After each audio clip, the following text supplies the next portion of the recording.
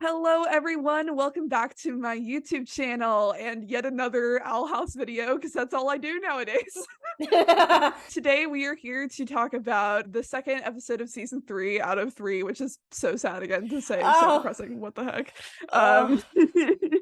For the future, and yeah, we only have one episode left, so let's really savor this moment before we run out of episodes and then it's over.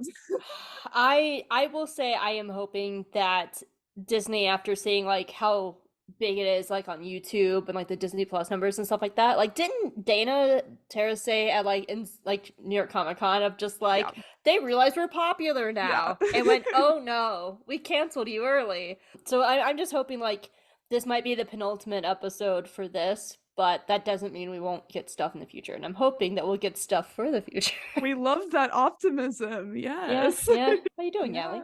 I am doing all right. I mostly because I'm here now, I'm doing a lot better than I was before today. I've been looking forward to this all week. I've been looking forward to this all week too. I always love seeing you. Thank you. I love seeing you too and talking about TheOwlHouse and everything. It's so much fun. Hi, I'm Hope. Oh yeah. Oh, this is everyone just knows who you are. Like honestly, I know. Like 2/3 it's of my fine. YouTube It's videos. fine. It's funny because we were just talking beforehand to Allie about how after 8 years on my podcast, I finally have started realizing I need to introduce myself. I'm just like so used to it because you're on like 2/3 of my YouTube videos now. I'm just like everyone just knows who you That's are. Fine. For the future. I don't think the writing was as tight this time. When I was actively watching the show, I had moments of just like, okay, we see Lilith turned into the puppet, and then she's not a puppet later. What happened there? And then we find out in the photo at the end, and it was just that kind of writing that just like wasn't as tight. Like, how did Kikimora get in here? I just didn't feel like it was as tight. I still think it was a very solid episode. It like really completed a lot of emotional journeys for characters like Amity and Willow, which I was so happy about. And of course, it was a big emotional journey for Luz, and I think it did a really good job setting up a finale. I was happy to see Hexside. I don't know if we needed to spend all of our time at Hexside. if thanks to them was like a 10, this would be like about a 7.58 for me. Like, it wasn't as good, but I still really liked it. I feel like when you have so many time constraints that obviously the middle chapter is probably going to be the most wishy-washy just because it's like you got the beginning and then you have the end, but like it's like how much stuff can you really like fit into the middle? I can definitely see like that being a limiting factor. Again, it was like a lot of different like storylines that could have, it's kind of similar to last time. It's kind of sad because I feel like a lot of those like more critical thoughts do relate to that time that it has. Season. Mm-hmm. Because like there are clearly a lot of good things they touched on here and I have like a lot of good thoughts about the episode, but I definitely agree that like because all of it had less time to be fleshed out, it did feel a little bit more all over the place in terms of what we were bouncing between and how much time was given to it. Like when you said it just now, I'm like, yeah, we did spend a lot of time at Hexside. Like, I was like, oh yeah, that's true. And it's not that I'm mad that we spent time at Hexside. It's just when you have so little time left, I just felt like there were so many more bigger, more important questions to answer than what's Kikimora and Boscha up to? Like, but at the same time, it's not things I would want to take away because Boscha was a really big part of Amity's story in this episode. It's like the cap of Amity's emotional journey. So it still needed to be there. It's all a victim of the shortened season.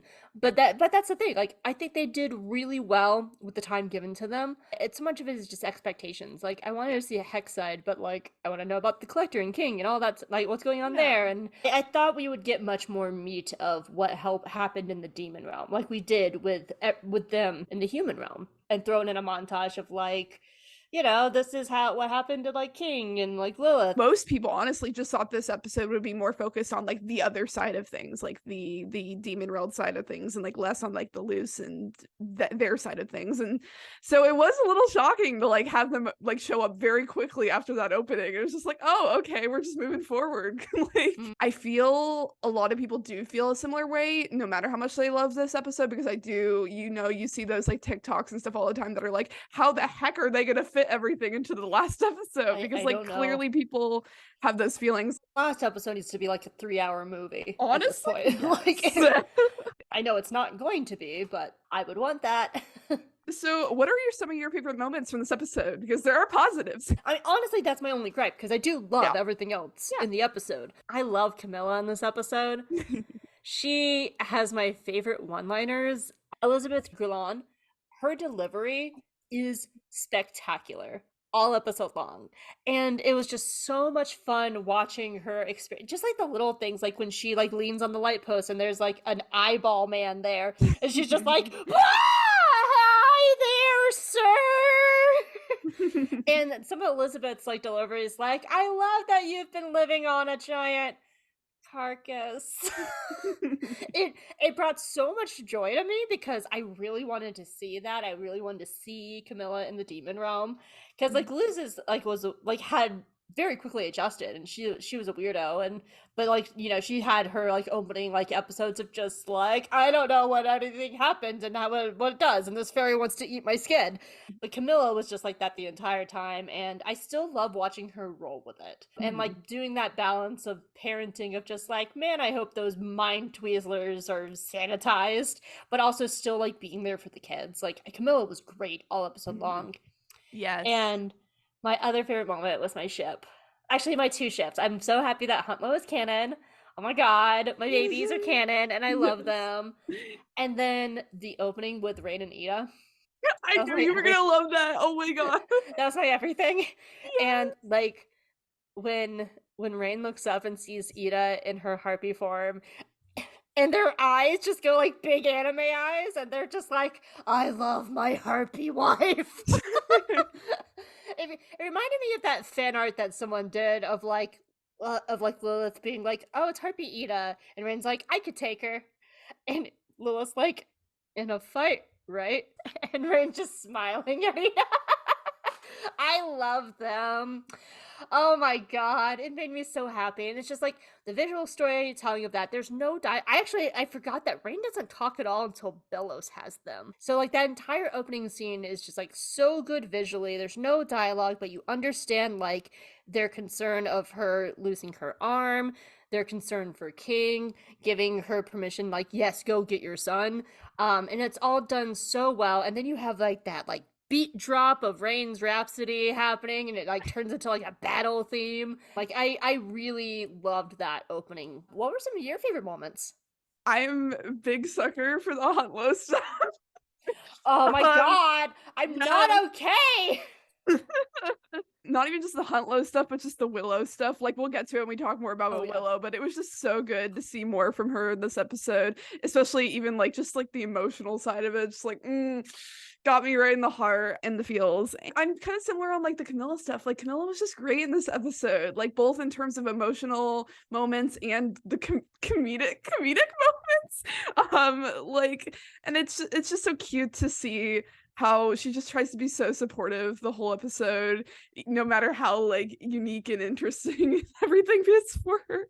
It's just so wonderful. The third biggest thing for me, obviously, is just like I really was into like the whole Amity stuff too. Like, it's just like that scene between her and Boscha. I'm just like seeing Boscha again. Like, I remember every reaction video I watched is like, no, it's Boscha again. And I'm like, part of me was like, we haven't seen Boscha in a hot minute. This is going to be interesting, especially because like you see her so early on the episode when they're like recapping what happened when they were gone. And I'm like, they're focusing a lot on Boscha. That'll be interesting. And I just think that was like kind of needed, because it's like as soon as like Luz and Amity started dating, I think the only time we really saw Boscha was like the Azura like book club scene, and like it's just with how much like buildup there was in Boscha being just such a big force as to why Amity one of those forces, because like obviously Odalia was a big force, but like Boscha was that like at school kind of circulation image of the Blight family, and so she was just a big part of that. So it's just cool to see more of that as well. Yeah, I have actually a lot of like strong feelings about Boscha, which we will get to. Yes. But that is a character that I really hate. That is a tragedy of the shortened season. Yes. Because that is a character that they could have done a lot of really good stuff with, and we just see hints of it. We've always seen hints of it. We got big hints of it here, and yeah, I am happy with what they did with Boscha, because I do think that's a very important lesson as well. Let's get into our character stuff. Poor Luz, still struggling. She's happy now, though. Oh my god, like yeah. seeing her at the end of the episode with Stringbean, just how they animate her, like, because they've been doing a lot of like extra like baggy lines around her eyes, and like all that's gone. Like she's Yeah. so free, so happy, and I'm just so happy for her too, because I'm tired of her being like like not herself, and like now she gets it, and I love Yeah, her. and it's not only like one of the first times we see her like smile since the season started, but it's like the honestly probably the first time she smiles and it doesn't turn into a frown. Like it's just Right? so Or like a nice forced smile. to see. Yeah. I was so sad for her in the beginning of the episode because like we talked about like, oh, it seems like at the end of the episode she got some comfort from everyone and like she'll be fine. And then she starts off the episode still being like, nope, I hate myself and I just want to like not stay here. And it's like, oh God, Luz, no. I'm actually really happy that wasn't resolved because, like, you're Yeah. right. At the end of Thanks to Them, everyone was just like, "We're here for you, Luz. It's fine. Don't like we got this." And Yeah. it seemed like it was resolved. But I'm happy that they still had it come over into this episode Yeah. because it's. I do think that's a very important lesson that like not everything is just magically fixed because your mom's like, I'm coming with you, and your girlfriend's like, don't be sad. Yeah. Like that's something like a 90s show would do. It has much more depth to it. So I'm actually still glad that we were here at the beginning of the episode because Luce had to overcome that in herself. Yeah, no, I like it made me sad, but like I did agree though it was still a strong choice. Like Mm-hmm. it actually I was connecting like Willow and Luce to like Anne in this because like I know I talked a lot about like Anne and how just because she like broke away from Sasha didn't mean she didn't have like trouble being assertive and like I have a lot of thoughts about like Willow and Luce, but like in terms of Luce, it's just like just because you get comfort doesn't mean your issues immediately go away. You're still gonna have like hard moments. You're still gonna have some insecurities, and like I definitely agree. It was nice to see that like she can receive support, but there's still gonna be hard moments, especially because that core of it was still not resolved, which you get to in the end of the episode, where it's like despite having comfort, it's still that doesn't change the fact that she still takes any bad thing that happens because like she has all these friends, she has Amity, she has everything, and she still sees like all these negative things that happen as a result of her involvement. And so it really came down to the core of like you're allowed to make mistakes and have flaws and everything, and that's okay, that's a part of living. And I'm glad they got into that core. It wasn't just like we're here for you. So yeah, it was Yeah. definitely a strong choice. Yeah. A huge theme of For the Future is accepting who we are opposed to who others want us to be. Or in Mm, Willow's case, who we think others want us to be. yeah. And that's kind of like where they were because like the reason Luz was making these choices is because she thought she couldn't live up to what she thought was good for everybody else, Yes. which was making herself sad. And like so she was going to try to be normal, like her mom, who we find out is actually secretly a nerd. Amity's entire path was I didn't want to be this person that my mom and Basha wanted me to be, and I had to break Mhm. away for that. And then Willow was trying to live up to who she thought everyone wanted from her. Yeah. So I really like that these three stories, like they're very similar, but they're also like very tailored to the characters. But they're Yeah. all essentially the same theme, which is accepting who we are and being okay with that. Yeah. Like self-acceptance and just even the external accept like because I can feel that. Like I especially lately, I got really emotional. For her, it was to be understood, like to be seen and recognized. And like even Camilla being like, I shouldn't have tried to change you. And she's being like just getting that like reassurance that she's seen and loved for who she is. And that's just I need that more in my own life. Crying now, I find it's just like so nice to see that for her. And it's again like everyone does love her for who she is, and she like you said what caught up in believing what she needed to be for others that she like didn't fully realize like that people love her for her. Like Amity loves her for the awkwardness, like going that's like the tunnel of love scene. Like Ah, she's that's the so best caught scene. up in how she thinks she should propose, no, ask Amity out. My headset fell out who's proposing. Yeah, and she gets so caught up in thinking how Amity wants to ask her out and thinking Amity's gonna make fun of her because of her past, and then Amity actually just like loves it and loves the goofiness and who she is and everything. Then she just really needs to come to accept that, like, no, she can be who she is, and there will be people who will love her. And I think that's an important thing that I have to remind myself of too. Like, not everyone is the right person to keep in our life, and that's a very hard lesson I've had to come to terms with the last few years. Is because there are some people that you think and believe and want them to love you the way you are, but in the end they might not fully accept that version of yourself and who you truly are. And you need to, but there are people like Hope and my friends who keep trying to reassure me in my own life that are there for me, accept me and love me for exactly who I am, and don't expect more from me in return. Like, and I just I got really emotional with Lucy's in this episode. Yes. I'm gonna give everybody like some advice. If you're with somebody who doesn't fully accept you for who you are, now it's different. Like if someone's like, if they want to help you grow as a person, that's one thing. But Yeah. if they flat out are trying to change who you are fundamentally, Yeah. don't be with them, because leave them, you've dodged a bullet. I have so many nieces and nephews, and I was looking for birthday cards for them. And so as I was going around like the card aisle, I was looking at some of the anniversary cards, and it was so funny because you have these like really sweet emotional cards, and I was like, oh, these are cheesy and poems of like, my husband, you are the dearest one to me, and blah blah blah.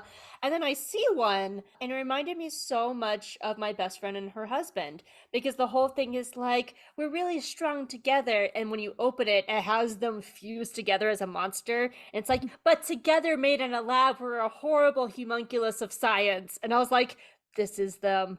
And I sent it to them, and like they called me last night. They're like, thanks for our science monster card, because that's who they are. They're weirdos, and they can be weirdos together. So like, it's really, this is a long tangent of just being like, there are different kinds of people in your life. Some people just work because they're weirdos. Like, we don't have to be like normal by society. Like, it's okay. And finding those people who do truly understand you, like these people have found Luce, is important. And I do like, kind of like touching on Camilla a little bit, she was the missing piece in this, because the reason Luz went on this journey in the first place was she felt like she was letting her mom down. She felt like she was letting her down. She wasn't fitting in at school. She was going to go on like normal people camp until Owlbert stole her stuff, and then she found her way to the demon realm. And I'm so glad they focused so much on Camilla, and thanks to them,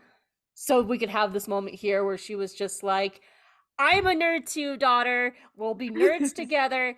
I tried to change you. That was my mistake. Yeah. And I love you the way you are. And like, Camilla really was the missing piece to all this, which is why I'm so glad they gave her so much focus this season, because that was the last hurdle that Luz needed, and now she can move forward, and we have a Palisman now. Yes.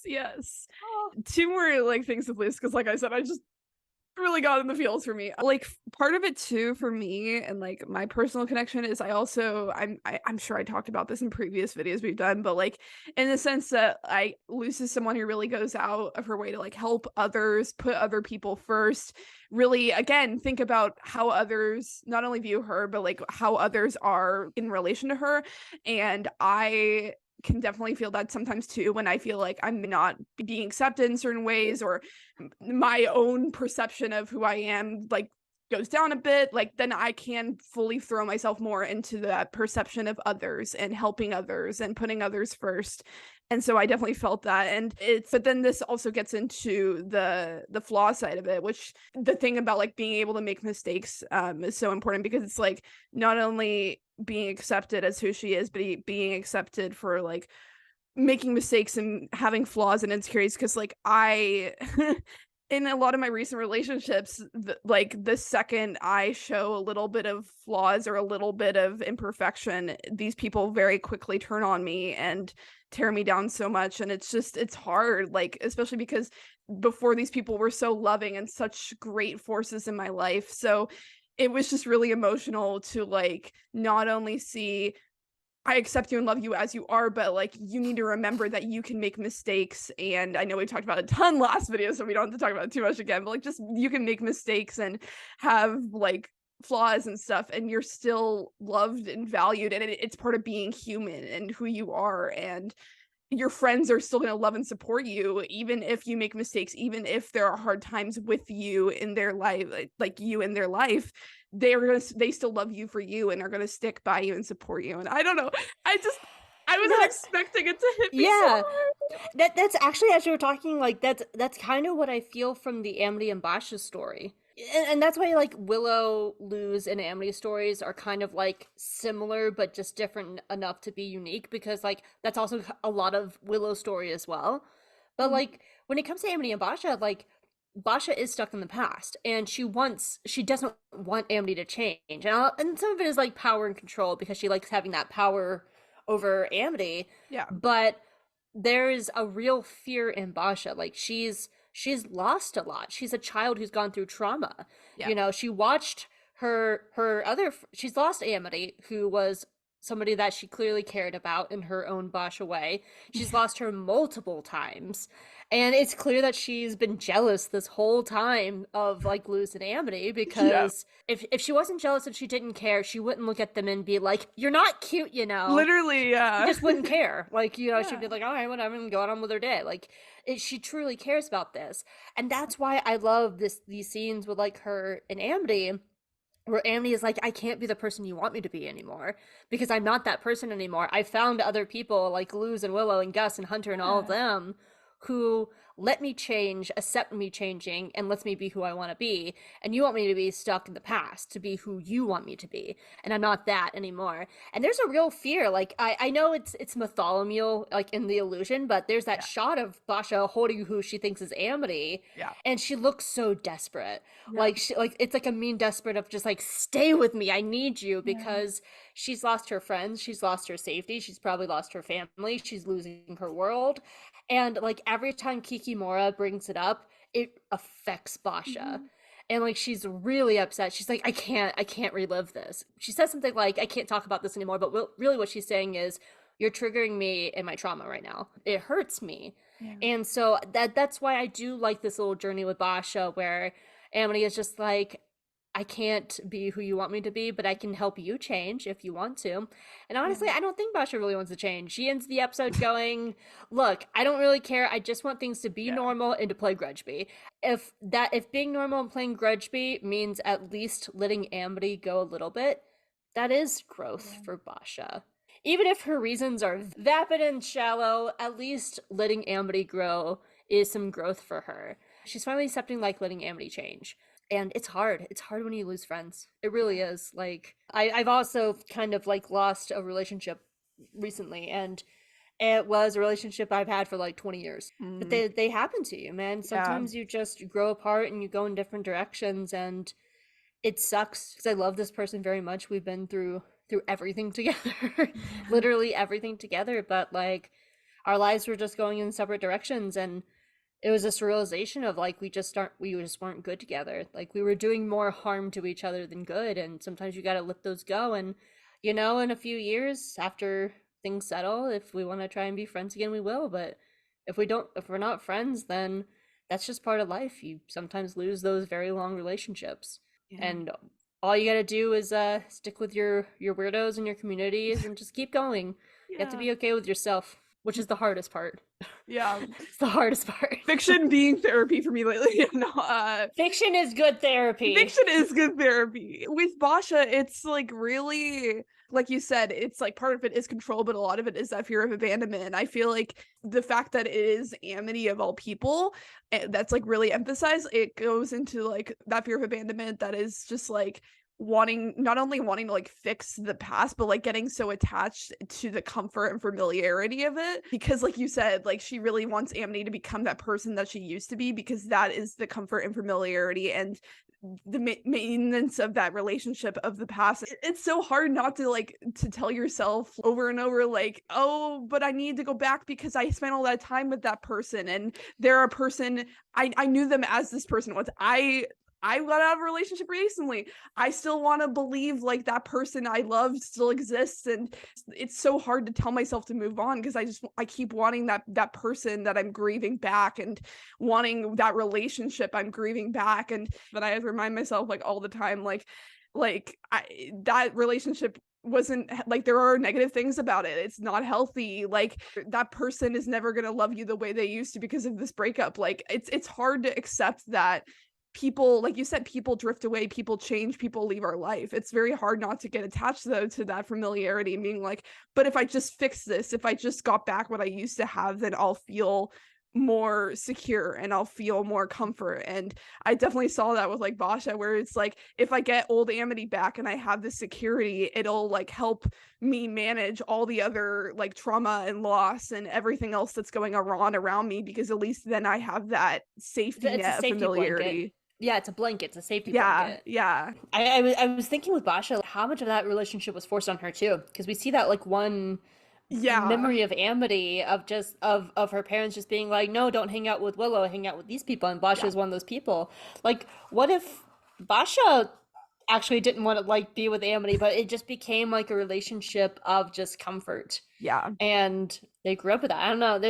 That's such an interesting dynamic and relationship that I hope we like one day get like a comic or something about, because I would love that. So please. Yeah, they're I very mean, like, fascinating. it seems like Matt is really pushing for that graphic novel for Amphibia now. So like, please, Disney, also for Owl House. Like, I think Dana also put out a poll that day that Matt put out a poll about books. So maybe something. Yeah. I think Dana's was about Funkos, but like, there's always hope. It's Keep watching it on Disney Plus. Keep telling people to watch it on Disney Plus. Keep watching it, like, whenever they put up the stuff on YouTube. Just like keep pushing for it, guys. Yep. Like, that's all we can do. But I actually found Boscha incredibly fascinating this episode. But like the loose Amity Willow story, like I said, like they're very similar, but they're unique in their own ways. But like they're very similar to each other. So they kind of, they're the Venn diagram of like crossing over on the same beats. a lot of emotional stuff in this episode, man. Like, yeah, the tangents I'm going on, my goodness gracious. We're having our own therapy session. It's here, my everybody. therapy it's session. Fine. Yay. We're having therapy. It's okay. I needed it. Yes. All right. Who do you want to talk about next? Let's do Willow, actually, and Willow and Hunter, Okay. like, because they're very like tied together as well. Because because the only other thing I already said, like, what I felt about Camilla, like she was sort of the missing piece of Luz's story, and I feel like that's come to an end. So I don't really have anything else on Camilla unless you do. I don't think I realized till like the second or the third watch how literally she took Willow and Gus's advice, and that just like really hit me. It wasn't just Camilla thinking, oh, I know what it's like to make mistakes. It's, oh, I also had Willow and Gus talk to me about times they've made mistakes and what they learned from it, and how that ultimately, when she asked the kids for advice, and the kids were able to help her see a way forward to help Luz. And I love that so much, because like parents can have great advice, and obviously Camilla's experiences were a part of that, but she ultimately still asked for the advice of Luz's friends to help her. And I love that so much. It's really good to have showing like an adult not writing off kids and teenagers. One, kids are way smarter than people usually give them credit for. Like, kids are brilliant. Not writing off teenagers, especially the teenagers here in this scenario that has way more experience than her. Because one, they know the demon realm better, but they also have known Luz better recently. And Luz has clearly changed the last few months, and like they're the people that were around her the most. Like, so she's going, all right, you know more about this than I do. And that's really good humility on Camilla's part. Being able to be like, Gus, Willow, what's going on with my daughter? I love Willow in this one. I love it. I'm so happy. Finally. Well, because we had talked when we were doing things to them about how Willow felt very shafted. Like, she just didn't really have much to do in that special. Yeah. So I'm really glad that they saved her for this one and like gave her a big major spot to do this. And especially because like her problem was very thematically tied with like Luz and Amity's as well. I am like the aunt friend. Like, I'm an aunt in real life, so I tend to be an aunt to my friend of like have you eaten? Like, have you drank water? Are you good? Like, I am that person. Yeah. That person that will drop everything for you. Like, that is Willow. And she has just one of the most beautiful journeys, I think, to me, of the show, because she started off so meek and like she was the bullied one. And it's kind of like the toxicity of confidence, because in season 2, she has gained like all this confidence and she's gone like very like assured, like she's so self-assured and like she like can stand on her own 2 feet, and she's become like the tank of the group. Yeah. But there's a bit of a toxicity to that, Because if you're supposed to be the person that everyone's like, yeah, Willow's gonna get us, when you become that reliable person, it's hard to ask for help because you don't want to seem weak. So I love her going from this person that had to step up into this role, and she earned that role. And then these writers were smart enough to explore the flaws of that, where it could actually be really harmful to be like so confident and playing this role of leaders so much that you can't ask for help. And that's the whole like point of this, is like learning how to ask for help is actually a strength. Like knowing when you need help and to ask for it, that is actually one of the biggest strengths a person can have, because there's nothing wrong with asking for help. There's nothing wrong with needing help. And I really loved that. And like watching her, just at the end of the day, she's a kid, and it breaks my heart every time she like breaks down and starts crying and just goes, I miss my dads. Like she's still a kid. And I loved that about her. She's just had such a good journey. And I think these writers are just so smart to show like her rise into this role, and then like show like, but don't do it so crazy, and like here are the flaws of that too to learn from. Like it was just I loved everything about it, and it's just Huntlow. So I just have to like yell my ship name, Huntlow. Yeah, Huntlow. The fact that it's like reliable, people like to rely on too. Like even if you're super strong and confident and want to be the shoulder that everyone can cry on and lean on, doesn't mean you're not going to have your own moments of weakness, your own challenges, your own like need space to express and let that emotion out. Like it's like you said, it's not healthy to just like hold it, like she keeps saying like keep it in. She's constantly saying that. To the fact that her like friends actively give her the space to like let her emotion out and be there to comfort her, because like again like it can be awesome to have people in our life that are always going to be there to support us, but those people are going to have challenges too. And two-way relationship, that's an important thing I just like loved with like the Willow stuff. It's like relationships go two ways. Like you can give comfort to others, but you should also deserve to be given comfort and support in return. And I just Huntlow, just like Hunter, I love it so much. Oh my god, yeah. What I loved was Hunter hearing Willow save these things that Hunter himself was feeling, and he didn't like hearing it coming from her, which also made him realize he didn't like it with himself. That boy is grieving, for one. He is in grief. And there's just so many little moments of grieving. Like he hears like at one point, like he hears a twig snap, and he immediately goes to grab his staff, and Flapjack's not there. And it just makes me cry. But like he is grieving, and that's what I actually liked about him being so angry this episode. Anger is a secondary emotion. It's not a primary emotion. Like when people feel anger, it's because of something that's happening underneath, and his underneath emotion was grief and fear, I would say, actually, like grief and fear, because he knows Belos is still out there. Belos got away, and he has this real fear of, he just lost Flapjack. He doesn't want to lose anybody else too, but he's trying to hold it in just like Willow, and he's trying to be like the reliable golden guard, like be the person that he was always taught to be, not letting his feelings out. And so it explodes. And so when he hears Willow say those things, he's realizing it's the same things that he's holding in, and that he needed to express it, and she needs to express these things too. And I just love that moment when he uses his magic, which I called in our last one. You did, yeah. I did call that. I'm so proud. Because I never get theories right, and the fact that I got like a theory right, I was just like, yay! I never get those. I'm proud of me. Yay! But like when he uses his magic and grabs her, and he's like, please don't ever say those things about yourself again. Like, you're not half a witch. Like, you are everything to me, and I'm sorry. Like, you and Gus mean everything to me. And she needed to hear that as well, that she was not these things. And it was just so beautiful. I love them so much. They're all exploring like their worth with each other as well as on their own. And it was just, Willow's story was really powerful. I'm happy to get there together. I don't know if we'll get it or not because of time, but I hope when we like finish the next episode, they have like an epilogue and it shows them like as oh my god. I will not be okay. I'll cry, Allie. I'll cry. I'll like this like ugly cry. Oh. But like, what were some of your thoughts about like Willow and Hunter?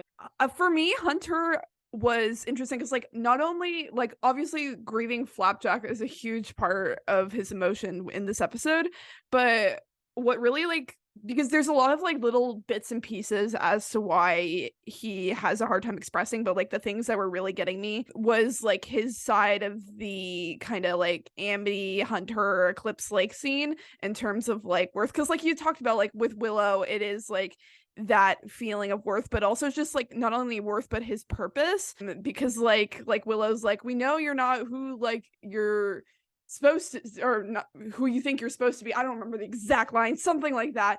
But like, we love you and we're here for you, but he has trouble like accepting that and expressing those feelings in that moment. And I feel like a lot of that does come from, because for so long Belos defined his worth as like this, like as that his purpose in that role. And like, especially after he learns he's a Grimwalker and there's even more layers to his so-called purpose. And then with the Eclipse Lake stuff, it's also, my worth is defined by like succeeding missions and what I can give to others, etc., etc. So it's hard for him to accept the fact that he could receive love for, again, kind of like what we said with all the characters, like you said, they're all kind of going through these journeys where it's like, no, I have worth outside of that purpose in my past. Like, these people are still there for me, they love for me. Look at Willow doing all these things for me, she cares for me.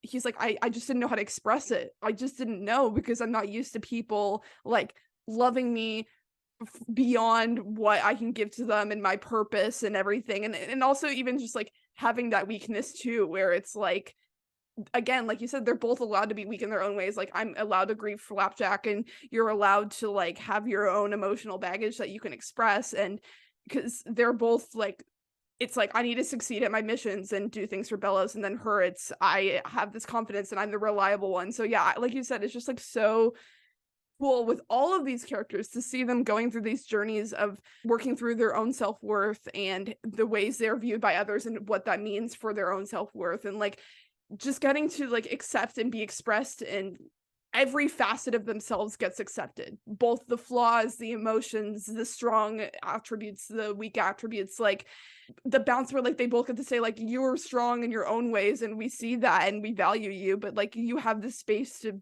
have these hard moments.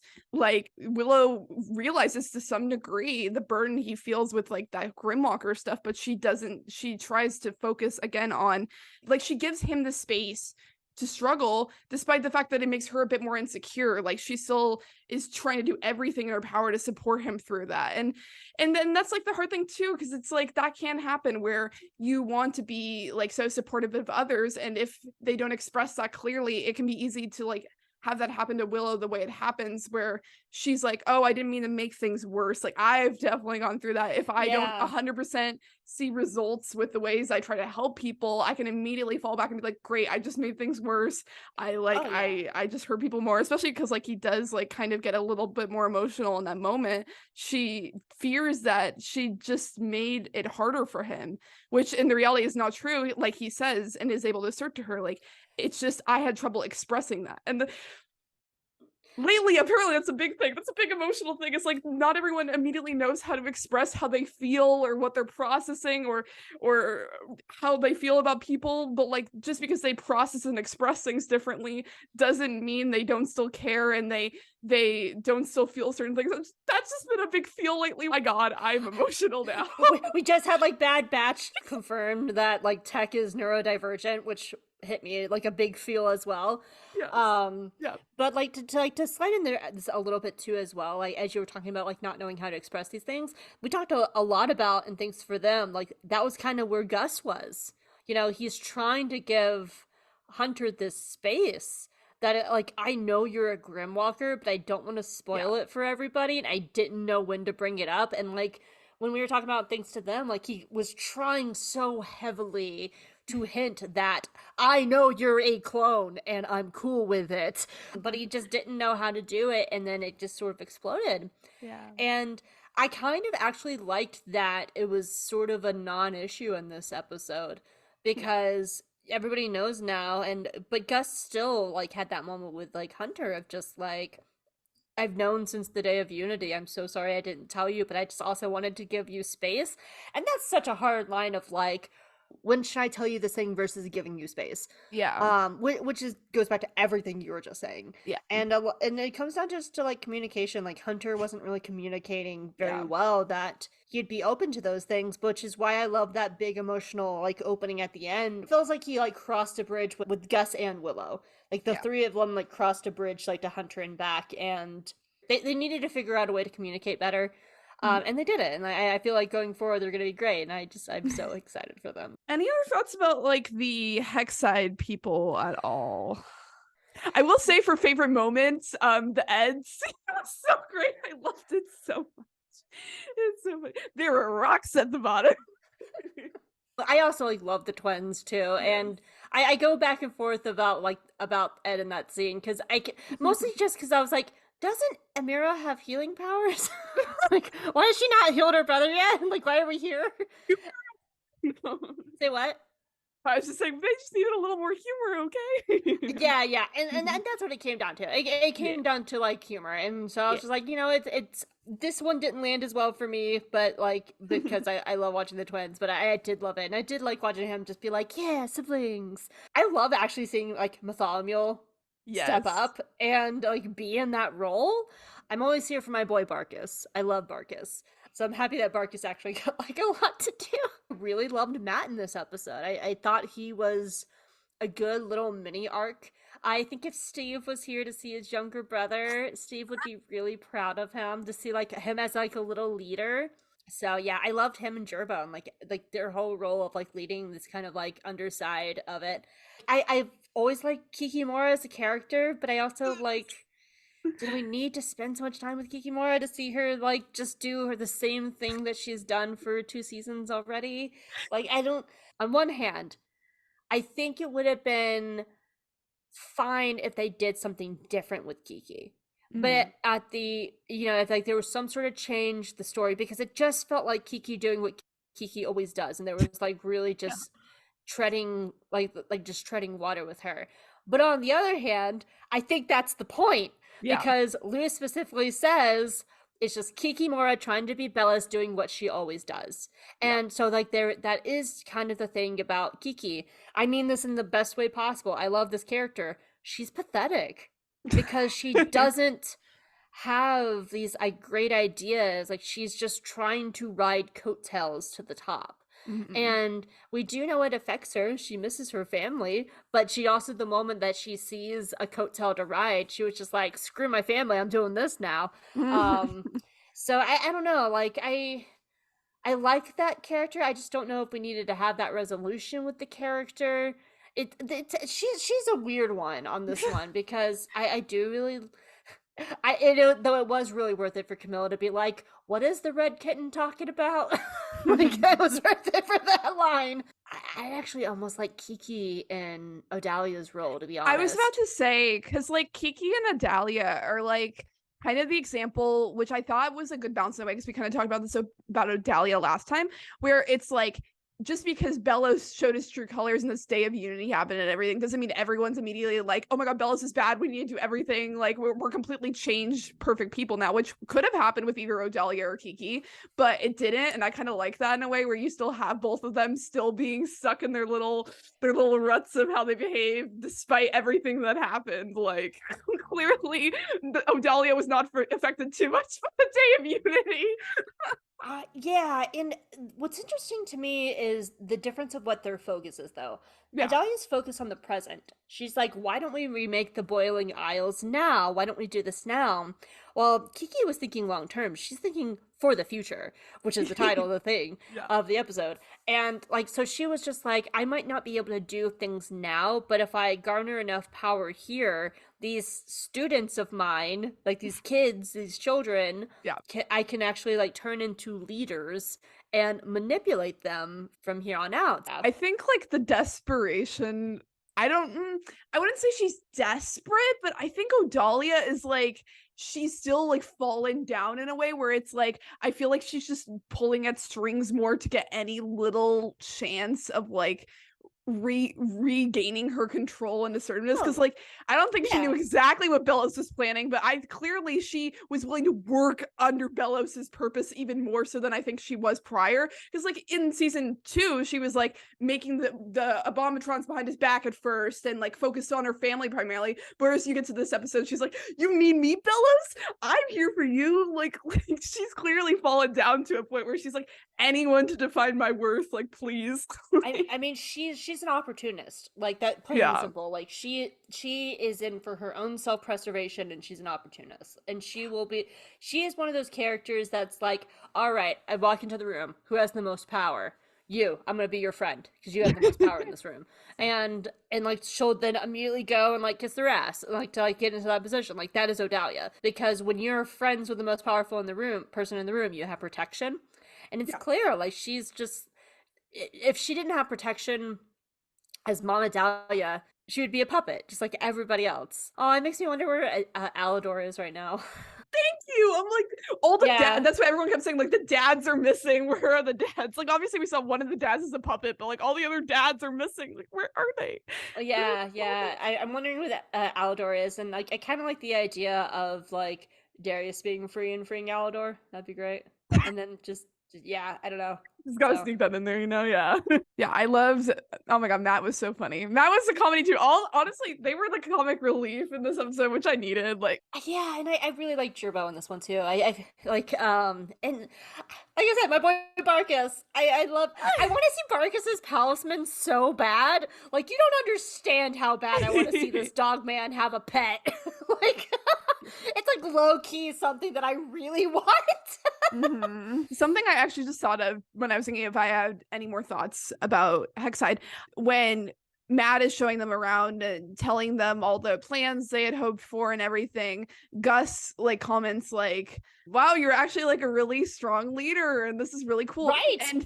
And he's like, did you have doubts? But then that makes me think about like back to like season 2 when he was very much seeing Matt as a follower, where Matt was like willing, and I know by the end of that episode he stands up for Gus and he like does shift towards it, but like to see it even more to the level where he's trying, or at least attempting, I know Boscha is like making that hard for him, but he's attempting to be even more in a like a leader role and not just a follower and follow what everyone else wants and like a people pleaser. So it's cool to see that like growth from him where he's like willing to like step Actually, out of that more. go back to season 1 when he is trying to lead the human society. Exactly, yeah, both seasons, yes, And yeah. it shows that he is not a good leader there, because he's essentially trying to usurp Gus, and he's trying to lead for selfish reasons. Yeah. And so the whole thing in season 2, like with the Looking Glass ruins, was him realizing that the selfish reasons he was doing by following the Glandis kids and their method was wrong. And now he's leading from the point of view of what they do at Hexside, and it works. So like it's a nice little arc he has. Yes, exactly. All right. So I'm interested to hear your thoughts on the Collector, because you were very interested to see what this character would be like from what little we yeah, got. I because the Collector was the character that was just such the big question mark coming into this, because we had so little of him, we knew so little of him. He's a child Yeah. with all the power in the world. I do wonder, and I threw up this joke when the episode came out, if collectors, if some of the inspiration of the Collector was from the Twilight Zone. There is a classic Twilight Zone episode. I think it's called "It's a Good Life," and the whole point of of that episode was there's a 6-year-old child who has all the power of God, and all like the adults have to keep him happy, because if they make him mad, he'll turn them into toys and essentially kill them and like banish them. So like it's such a creepy episode. Highly recommend it. It's so good. It's considered one of the greatest episodes of television of all time. Like it's up there. But unlike that, the Collector's just it is just a lonely kid. And I think what's actually really interesting about him is the book, because he doesn't agree with the other collectors, because all the like and there's, I wonder if there's like 2 collectors, because I don't think our collector is the collector that the Owl Beast ran into. I think those are 2 different collectors, because that collector that captured the Owl Beast is much more malevolent and creepy and conniving, and like even though they have the same voice actor, I don't get that from this collector. Like Yeah. he clearly he wouldn't change the book if he agreed with them. You know, he wants friendship. And we see in the portraits in the back, it looks like this collector connected with like the baby titans, which is like why he's so connected to King. Yeah. And he really is just a lonely kid who is probably the last of his kind here and just wants friends. Yeah. And he's so protective of King, like immediately, Yeah. because he is just so desperate for that kind of relationship. There's a few like when Lilith shows up and she's like, "What are you doing to my nephew?" He immediately says, "You're talking about my best friend." And he actually doesn't have problems with Tara sassing off to him until Tara insults King. Yeah. And you see him like he like looks back at King and then he attacks Tara. Yeah. Because that's his friend. Yeah. And I'm actually so impressed with King's writing since season 2 started. Yes. He has gone from like this like really like this like comedic character to being this incredibly mature character. Yes. And recognizing like how him the collector are probably essentially like the last of their kind, and that he can connect with them on this level, because so much of King's journey in season 2 was coming to terms with that.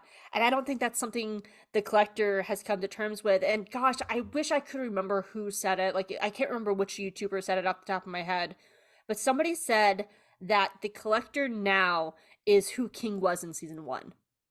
Like, King has gone on that journey and the collector hasn't yet. Yeah. And I love that idea of King, because he's been on this journey, he can help him grow and become a real person. And I like that, because like it just seems like the collector has been alone for so long, and he was found by the wrong person, being Belos, who just manipulated him, was just like, yes, we'll be friends, yes, well, I'll be your friend, yes, I'm here for you, nope, I'm gonna throw you down a pit. And then worst first friend to find, like, or not even like, just like worst friend to find, period. Well, even that, like, a big question to me, which I just doubt we'll get into, is how many collectors are there? Was that collector from not knocking on Hootie's door a different collector, or was it the same? And if it was, then if they are two different collectors, then our collector, I could see him being like appalled by something like the Titan Hunters, because if the paintings are true and that the baby Titans were their friends and these people hunted their friends, there's so much there. And like, this is the part that I wish we had spent so much more time on, because there's so many big questions about lore and history in this character, and I do really love how we did it. But like, I also know that like this is something that is going to take like so much deep diving on. I love everything with the collector, and like it could have felt very Weird Mageddon, and they kept it from that. Like, it felt, they could have been like Mabel's bubble in Weird Mageddon, with Gravity Falls, and they made it their own brand. And didn't fall into those trappings, which I thought was also very smart of them. Because when I first saw the preview and I saw like the star with the face on it, I was like, oh, really? That was my first thought too. But they that was the only time, and then they went off in a different direction of King very smartly just being like, I need to try and deflect this away. And he even realizes, like, I don't need to be keeping the collector from being angry. I need to be connecting with him, because this is what he needs. You know?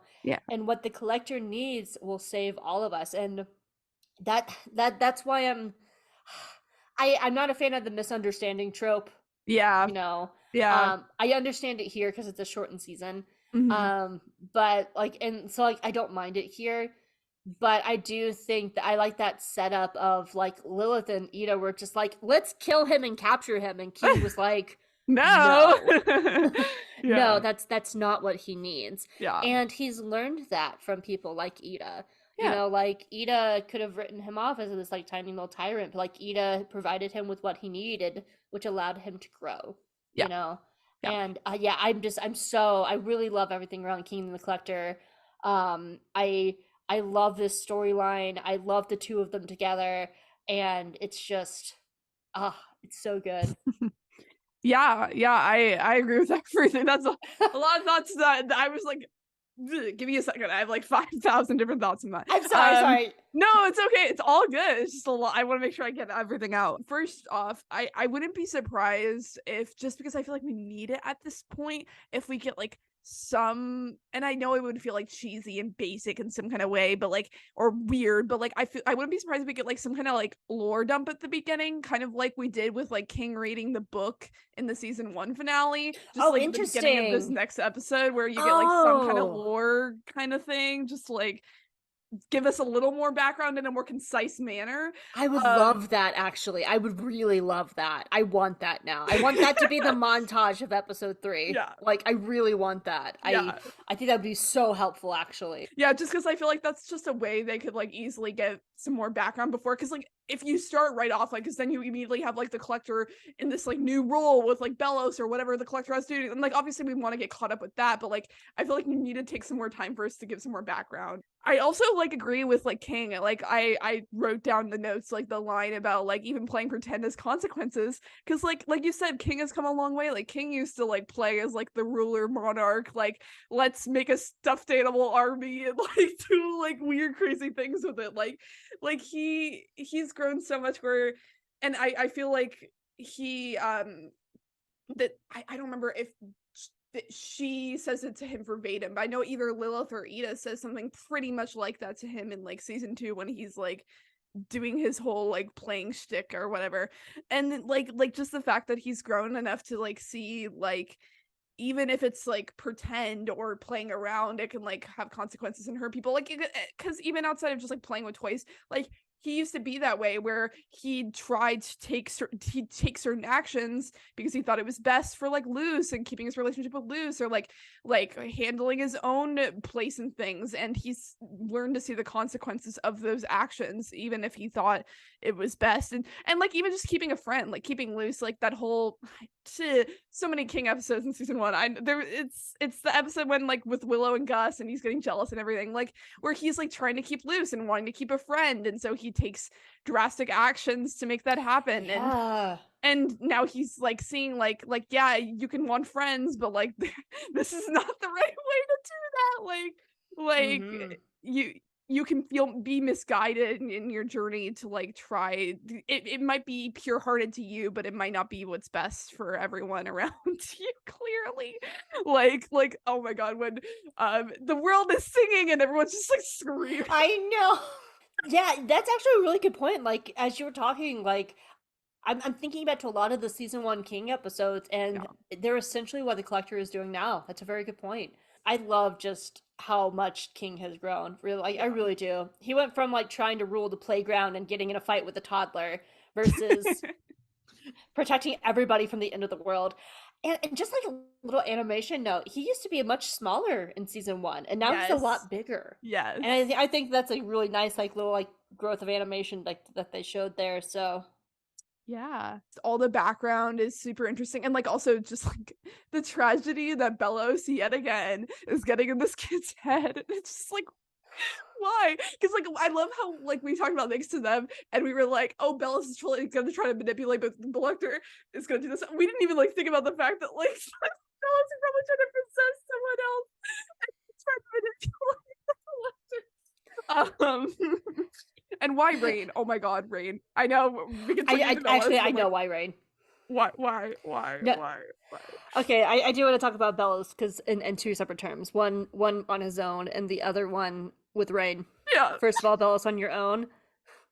I got the best like Schadenfreude watching him for the first half of the episode.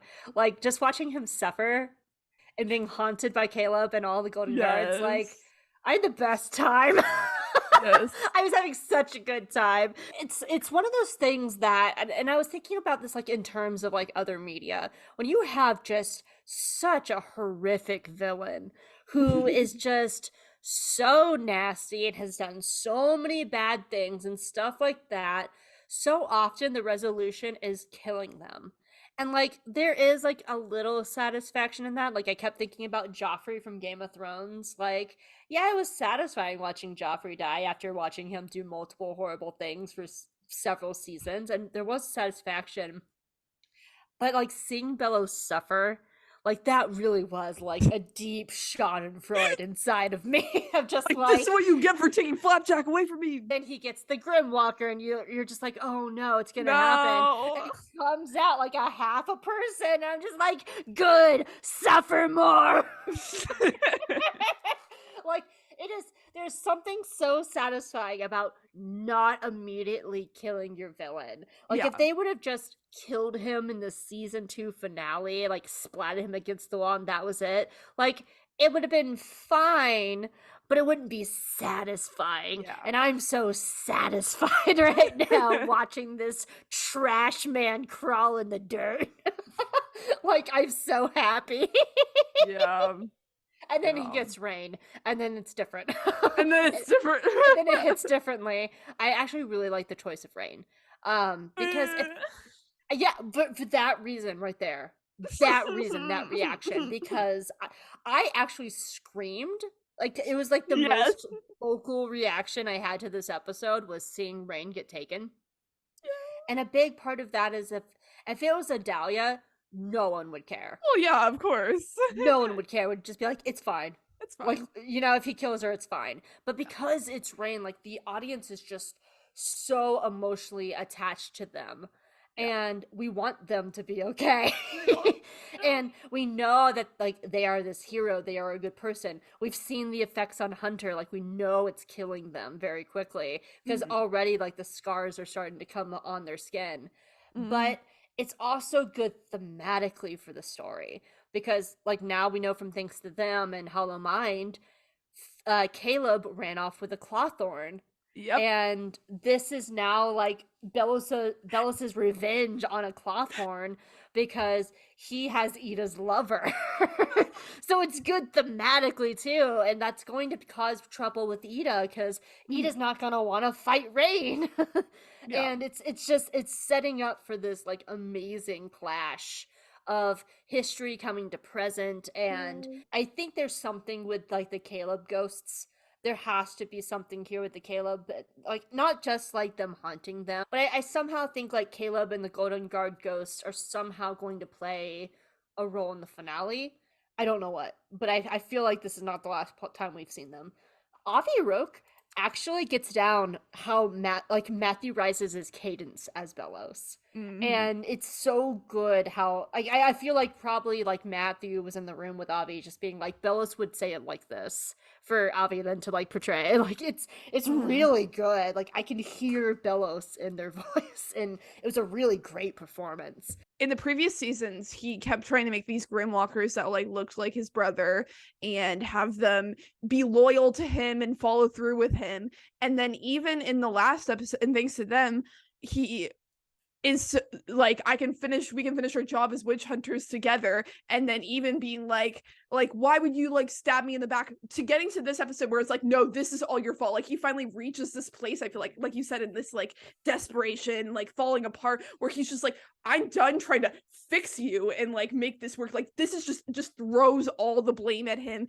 It's done, and it's kind of like, it's like the polar opposite of like the good-hearted wanting people to like with, well, I'm not saying Bosch is good-hearted, but like more the pure intention of just like fear of abandonment and just wanting to get that safety net. With him, it's just like, no, I genuinely just want to like manipulate the situation and get back the old Caleb, and like even if it like means killing all these Golden Guards. But then he just like reaches this place in this episode where he's like, no, this is just like, I'm just throwing all the blame on you. Like, screw trying to make another one of you that's loyal to me, or like being sad that you'd stab me in the back. Like it's literally just like, it's just all on you, which again shows his mindset, which we know he's had. Like, even when he's tried to like make a version of him that like follows through on him, he still ultimately blames him instead of himself, because like you've talked about last video, he did this to himself. Like, but that's where he's like different from like Luz and Hunter. Like, Luz and Hunter are willing to look within themselves and reflect on themselves and grow. Yeah. It's always everyone else's fault. Yep. It's always everyone else's fault. It's never his fault. He never takes accountability. and that's why he's falling apart. And I could watch that man crawl around in the dirt, like huffing and wheezing for an hour. Like Oh my god, that's yeah. great TV to me. I'd be like, yes, do it again. Make him fall in a river. Yeah, yeah. Now make a rock And fall on him. with the rain stuff, I agree. It was like I was so emotional. I didn't scream, but I was just I like, no. I screamed. I did. I remember because I was watching it with my stepmom because I've gotten her into the show and she jumped because I screamed. Oh, I oh. startled her. I just like I've come to accept that just like every character I ever love is gonna be possessed at this point. Like it's just like it's a thing now. Like I just need to accept that every single character I ever love is gonna be possessed. Yeah, yeah. Like it. I'm like I'm already traumatized enough from Marcy. Like please stop, Disney. Uh Oh my god, Marcy, man. yeah. I just finished the journal, Marcy's journal, and the whole time Yes. I was just like, oh man. Oh That was a good man. read, by the way. Yes, it That was is. a really good read. Yeah. There's just so much to resolve though. I have no idea how they're gonna do it. Yeah. Because I do like a lot of the stuff with Ida and I wish Ida and Lilith did more in this actually.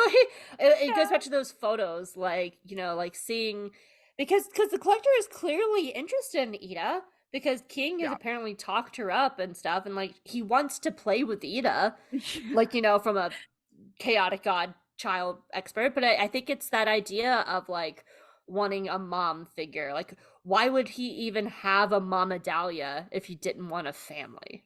Exactly.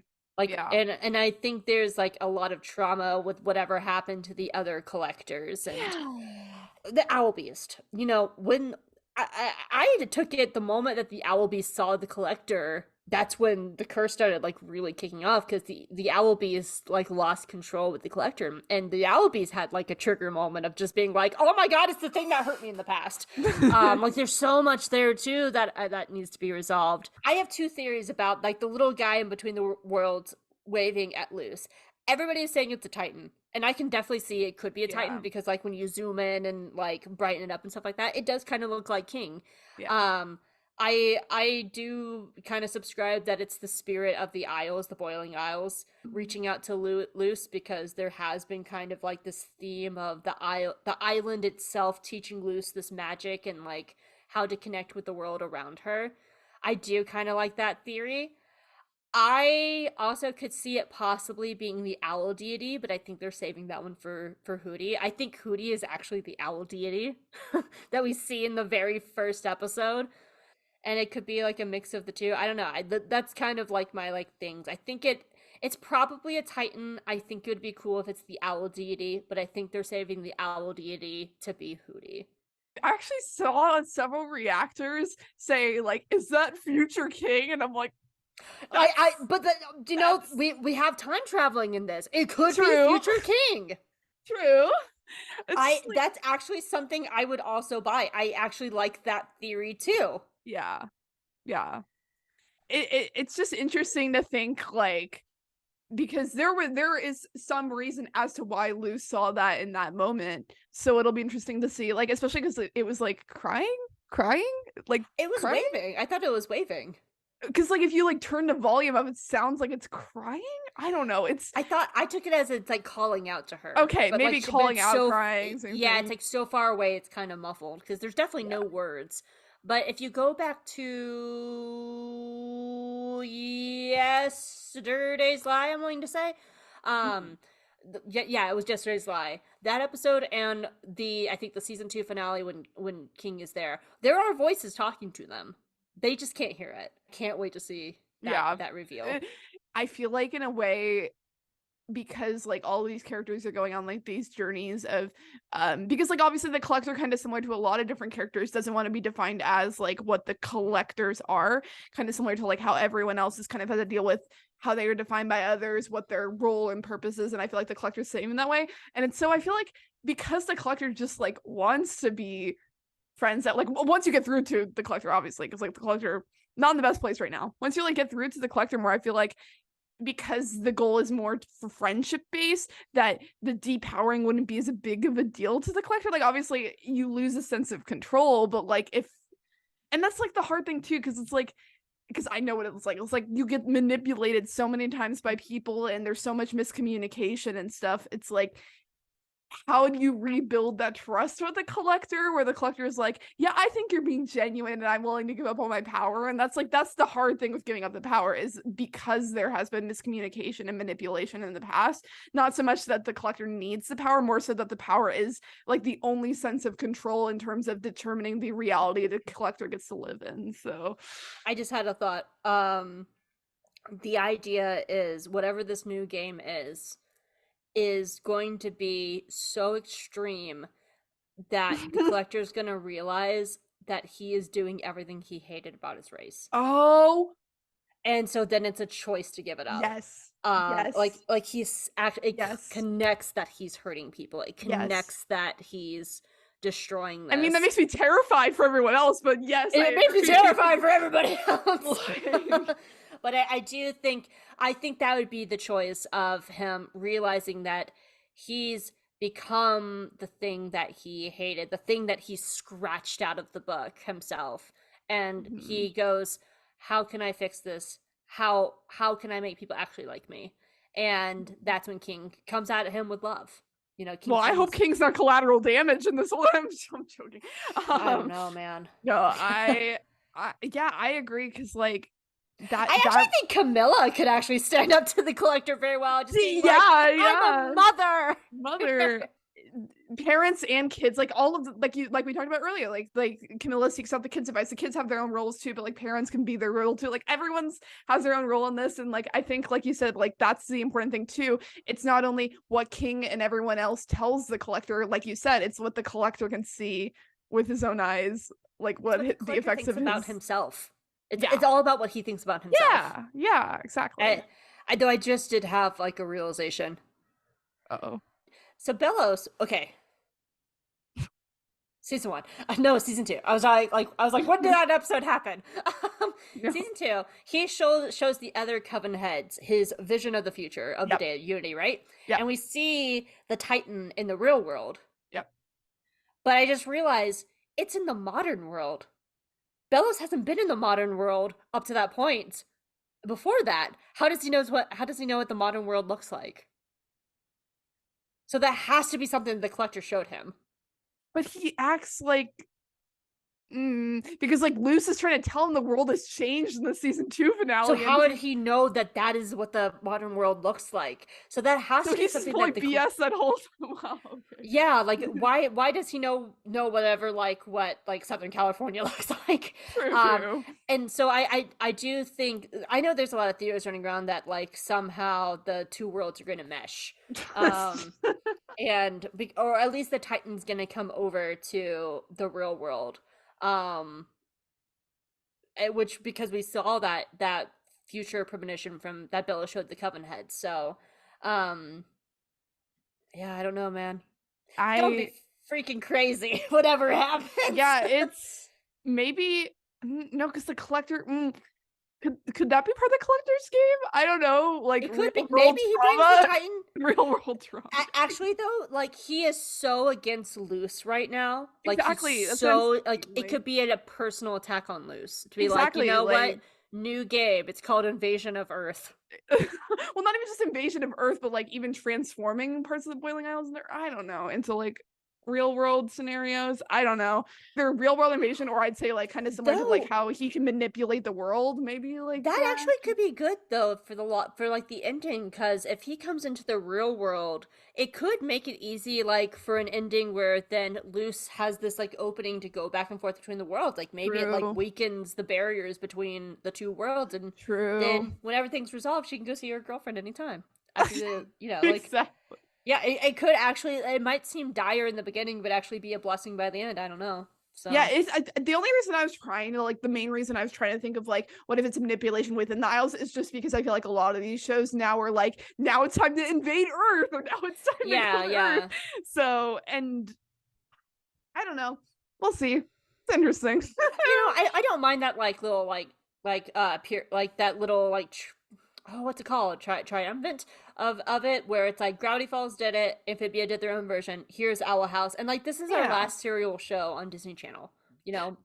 when Owl House ends, it's the end of an era, and it's an Yes. era that started with that started with like Gravity Falls and Yep. Phineas and Ferb. Actually, no, I would actually we wouldn't have modern Disney TVA without Phineas and Ferb. Oh. Like Phineas and Ferb is the reason we have Disney True. TVA right now. It changed the course of this channel. But I think Gravity Falls like was really the first like big serial show. Yeah. And ending it with like Dana Terrace doing her own version of it. True. I think that would be like very fitting. Yeah, no, I'm not saying it's bad inherently. I'm just saying I could see people being like, "Oh my god, why are they doing this again?" Yeah, she's no, doing her own. but like you said earlier, it's all of it's the unique version of it. Like I remember there's that tweet or that went around that's like, here's like the big castle from like all the shows, and it was like Gravity Falls, Amphibia, the show, and I don't remember what the fourth one was. Maybe it was Star. I don't remember. And like it's like they all look different. Like you got like the dystopia Amphibia, you got like the brightly colored like oh yeah, I've seen this tweet. Yeah, Owl House, and then you got like the triangle Gravity Falls thing. Like they all look unique and different in their own ways. Like just because they have similarities, they're also very different. And it's not bad to use tropes. Yeah, because tropes are in all writing. Tropes are in all media. It's about how do you make the trope your own. Yeah, exactly. Yeah. And that's why I've seen like a lot of people, including me, try to like work around the miscommunication trope use and be like, it's like it's used a lot, but like there's I just take it as a victim of the shortened season. I think they would have probably done something much longer and more poignant if it wasn't a shortened season. Yeah, to be honest. Yeah. Thanks, Disney. Wow, thanks. So great. We need to make a sticker of that. Thanks, Disney. Wow, thanks. So great. Sarcastic voice. /S. Any other thoughts? We didn't talk about Stringbean at all. I just want to touch on it. We did say Stringbean was great, but like, we didn't actually talk about Stringbean. Just very quickly, I just think it's the perfect talisman. Yes, I agree. I love that the crew took a moment to like nod towards all the major fan theories of like Snake and Otter. Like they took that moment to like nod like we hear you fans. But the Snake Shifter is so perfect because having a palisman with infinite possibilities is just a symbolism of Luz's future. Her future, she doesn't know what her future is, but that's the point. Like she has infinite possibilities of being whatever she wants. And she has the infinite potential, I should say, the potential of being whatever she wants to be. And that kind of potential is beautiful. And having a palisman that represents that it can literally be whatever she needs it to be. Exactly. It's just so perfect. And it's cute as hell. And I cannot wait for like King and Ida and Albert and Hootie to meet Stringbean. And Stringbean, apparently, according to Luz and I have a sneaking suspicion that if Hootie puts Stringbean in his mouth, it will turn into a scorpion and just like start going to town inside him. Oh my god! That's like I think Stringbean could hold its own, or turn into an elephant.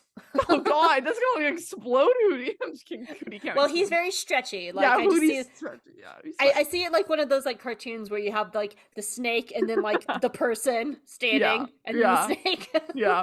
But Stringbean was just the perfect choice. My god, yeah, like literally, that's just like so cute. And especially because like at first Luz is like, I'm carving the egg to give the palisman the choice, but then the choices in the end is like transformative. And it kind of similar to like even like the hunter stuff. And it's like just because you're a Grimwalker, that's not who you have to be. Like again, like not only just self-acceptance and expressing yourself however you choose, but like you don't need to be defined to like that one box and one thing. Like even if like this is who Luz is now, Luz is going to grow and change as she gets older, just like every other character in the freaking universe.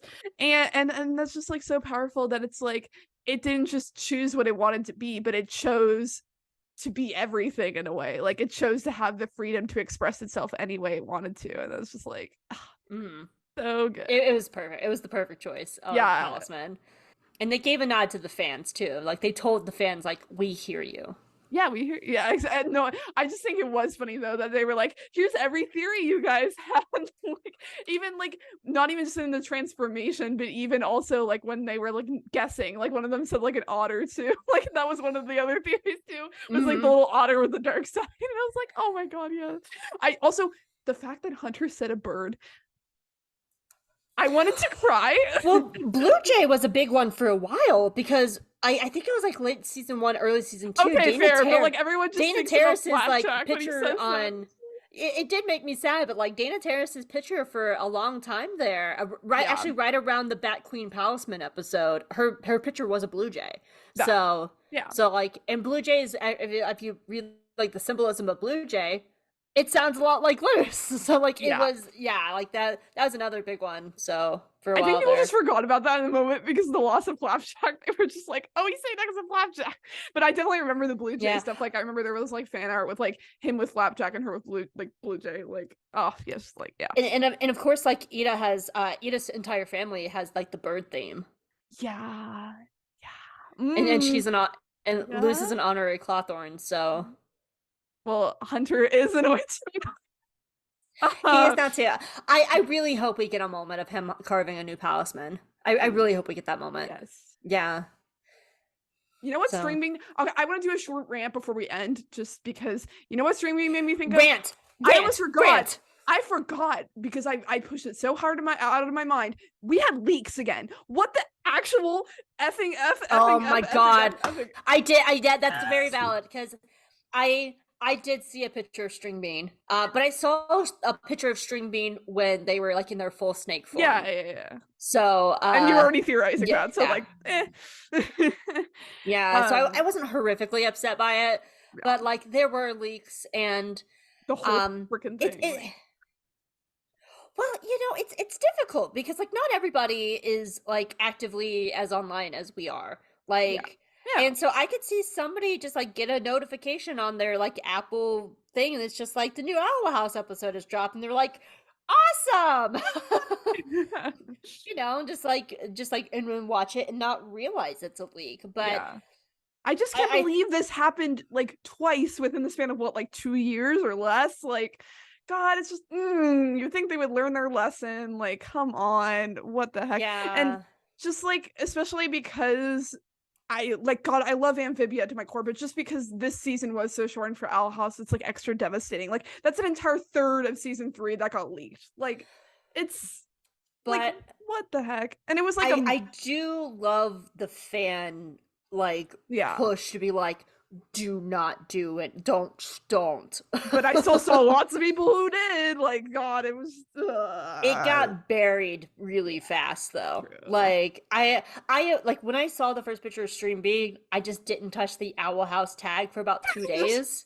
For about 2 days I didn't touch the tag, and then when I finally went back into the tag, I didn't see any of the leaks. I got YouTube recommend. I need to like turn off the YouTube notifications permanently, probably, because that's exactly how I got the Anne thing spoiled for True Colors. I need to just not go on YouTube ever again, apparently. Because I got like a YouTube notification, and it was like Luz's Palisman, and with like the photo of Stringbean. I'm like, stop YouTube, like. Stop Disney. Like Disney, make sure your Apples and your iTunes is good. I did like how there was like some sinister like theories of like Disney is just doing this on purpose to try and ruin TheOwlHouse, when honestly it was like a miscommunication with like Apple Europe or something. Oh yeah, Apple. Yeah. And that's like, that's, if anything we've learned from these two stupid things is that they need to work on better on their fucking communication with iTunes and everything. My goodness, twice now. Like, well, the extra like hard part with this one was like with True Colors, it got like delayed. This time it wasn't even delayed. It just literally just got leaked a month early. Like, it was like, what the frick? Yeah. Like, and that was a hard. I don't think it was exactly a month, but it was at least 3 weeks. It was at least 2. It was at least 2-3 weeks. Like it was a good amount of time. Good amount of time. Yeah, it sucked. Yeah, that was just a mini vent session because I'm just sick of leaks. Yeah. Are we all good with thoughts? I am good. I am very good. I do ultimately think this episode had a lot of good stuff in it. Like we said at the beginning, could it have been more fleshed out and better structured? Possibly. But I loved it. I think like the humor was cute. The emotions as I went off in my therapy session today, very strong. And I really look forward to seeing I don't want it to end, but I'm excited to see what comes next. Christ. Yeah, me too. It's fine. For me, I did like the episode. I don't think it was the strongest, but it was still like it was things we needed. It was things that needed to be addressed. It's just tough because in a shortened season, you can't address everything, and I could see this possibility of just like it didn't address the things I wanted to see, but at the end of the day, artists don't owe me anything. Exactly. This is the choice. This was the choice they put out to make. Like, this was their choice, and so yeah, they don't owe me I anything. think that's an important thing for people to hear at the end, before this last episode comes out. Like, artists don't owe you anything. Like, it's what happens happens. No, whatever happens happens, and whatever happens happens. I'm gonna be sad, and I'm looking forward to the finale, and I will be a freaking mess. Literally. Because like you said, it's not just the end of OwlHouse, but it's like an end of an era for these shows, and it's just like, god, that's a gut punch. Like, I'm growing up now. This is the end of my childhood. No. Oh wait, Allie, it gets worse. I'm going through the motions of like Ash and Pikachu like ending right now, like, and I've been doing that for like 25 years. So like, I'm going through those motions. I feel it gets worse. You'll be fine. It's fine. Anyway, thank you so much for joining me again, Hope. I really love doing these so much. They're so fun. Yes. Thank you for having me. I'm happy to be here, and it just gives me a reason to like talk to you for like 3 hours. For 3 hours. Yeah, we started this being like, oh, it's gonna be shorter. No, it's not. It's not. This is like as long as our season. It's us. We love this show. We love this show. We love talking to each other. It's not going to be short. We should just, I'll set another 2-hour-long video. No, that's fine. This is what I plan to do today. It's fine. You know what? I have a 3-day weekend. It'll happen. It'll be fine. So as always, Hope, where can people find you? You can find me at Hope Molinex on Twitter. I have a link tree there. If you go to my link tree, you can see all the stuff I've done, like Dork Side of the Force. I'm a writer for the Geeky Waffle. I have been doing videos recently over on the Geeky Waffle YouTube more, and I've actually have a personal project that I'm really proud of that I've been working on recently too. It's called For Light and Dice. It is a Star Wars tabletop role-playing podcast. We are really rolling dice. We really don't know where the adventure's going. And we, the entire cast is all queer people. I'm so proud of it. Go check it out. And you can see us falling up and down and messing up and accidentally killing people in the galaxy. Whoa! And a galaxy far away. Hey, none of the people we've killed have been our fault. Except for one, because my friend didn't know how to drive, and they rolled really bad and accidentally ran over a person with our ship. That was not my fault. That's unfortunate. It's not my fault that they rolled bad. Yeah. Everybody else was an accident. Yeah. Every Dungeons and Dragons player has ever said. We didn't mean to kill those people. And where can people find you, Allie? Yeah, so obviously this YouTube channel will have an episode that will come out about the next and final OwlHouse episode. After that, I have a few other kind of animation related videos that I've been working on slowly as I've been trying to accept the fact that I have more free time. Trying to rebuild my whole freelance thing after I took a break from it when I was in a relationship.